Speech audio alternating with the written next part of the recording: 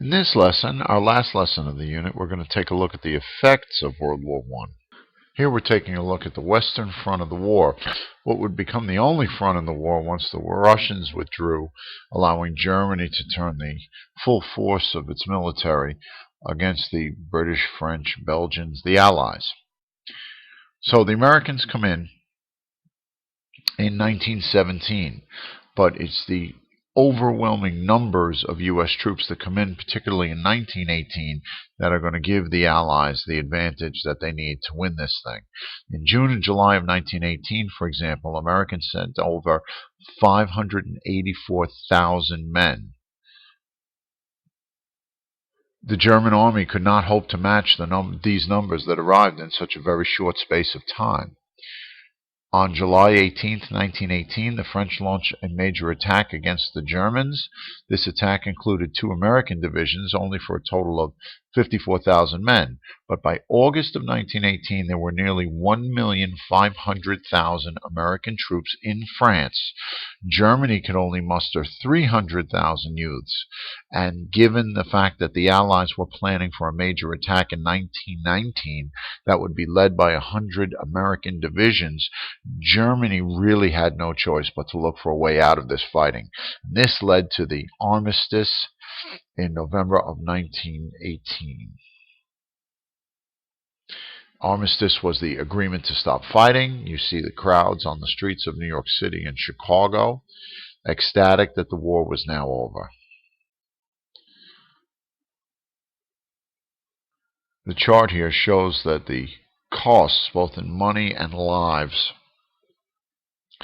for the Allies were significant. Note that each dollar here is equivalent to $10 billion spent. So the British Empire spent some $40 billion on the war effort. Even though we were only in for a little over a year, you can see we spent over $20 billion ourselves on the war effort. And just take a look at the millions of casualties, with each soldier pictured representing 1 million casualties. So the costs of the war were huge. But even prior to the end of the war, President Woodrow Wilson was developing his plan for peace. Remember, they did not refer to this as World War I. They had no idea World War II would be coming just 20 years later. They called this the Great War, the war to end all wars. And with that in mind, you can see here President Wilson's 14-point plan for peace. There really are only 3 points that we need to concern ourselves with that I've outlined with the red arrows. Item number 2, freedom of the seas, both in peace and in war, refers specifically to the German undersea boat attacks of passenger ships like the Lusitania, which we discussed in a previous lesson, as well as cargo ships, basically non-military ships, that should not be attacked. Then there are a number of items that we see here, many of which have to do with independence for certain countries or relinquishing control over certain territories. So I've placed in the middle here in red self-determination, which was a major theme of Wilson's peace plan. The right of free people to choose their government, right, not to be controlled by a country they don't want controlling them. The last point we need to look at is the last point, point number 14. President Wilson wanted an organization created called the League of Nations, where countries would be able to sit down and talk through their issues and not have to resort to fighting. Part of this League of Nations would also be a pledge to mutually protect one another should one of the nations get involved in warfare.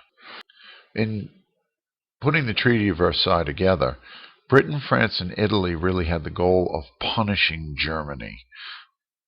President Wilson didn't want to punish Germany. He wanted to get his ideas from the 14 points into the treaty so that they would become a reality. Each side got a bit of both of what they wanted, as you can see from the list here. Germany, by being forced to take full blame for the war, losing their colonies, losing pieces of their territory to surrounding nations like Alsace-Lorraine to France, being forced to pay money, huge amounts of money that they did not have, $33 billion. Germany was humiliated, and Germany would be bankrupted because of those conditions. President Wilson got the last two pieces that you see here. The self-determination piece, we'll take a look at a map in a moment. You'll see a number of nations are created in Central Europe that didn't exist prior to the war. And additionally, his signature piece, the creation of a League of Nations. However, the stage would be set for desperate Germans in 1933, having lived desperately through the 1920s, to elect Adolf Hitler into power. That itself is the subject for a future lesson. German officials were called in to sign the treaty that they had absolutely no part in making, and when they took a look at it, they were completely shocked at what they were being forced to sign. President Wilson brought the signed treaty home, and in order for it to become law, the Senate had to ratify the treaty. And you can see from the cartoon here, the Republican senators, a number of Republican senators, led by Henry Cabot Lodge, were not particularly happy with the League of Nations provision in the treaty. I mentioned a moment ago that there was a mutual protection piece in the League of Nations Charter. It was known as Article 10, where if one of the nations got into war, that the other nations would pledge their assistance. And America in general, and the Republican senators in particular, were very concerned with World War I just having ended. The last thing this nation wanted to do was to fight another war or get dragged into some foreign conflict that they wanted no part of. So the result was resistance in the Senate, which led President Wilson to crisscross the country by train on a whistle-stop tour, taking his case for the treaty directly to the American people. While he spent a couple of months doing this, ultimately it wouldn't matter, because you see here the Senate defeated the treaty, which meant America was not bound by its terms. America did sign a separate peace treaty with Germany, officially ending the war, but the United States did not join the League of Nations. Excuse me, the League of Nations was created. The most powerful nation in the world at the time, being us, was not a part of it. Therefore, it was not particularly effective. A lot of squabbling going on. This map shows the Europe before World War I, and the bottom map shows Europe after World War I. So let me make this a little bit larger so we can see we have Austria-Hungary, Germany, and the other countries here before World War I. This is the Balkan Peninsula. But if we move to post-World War I, see if I can make this a bit larger here, you'll see we've got a number of new countries coming down through Central Europe: Finland, Estonia, Latvia, Lithuania, Poland, Czechoslovakia. Austria-Hungary is no longer an empire. They're two separate countries. We have a new country no longer existing today called Yugoslavia, Romania, and Bulgaria. And of course, what was the Ottoman Empire is now Turkey. So through Central Europe, you have a slew of new countries. Essentially Woodrow Wilson's self-determination piece. So then, to sum up, the entry into the war, our entry into the war, turned the tide.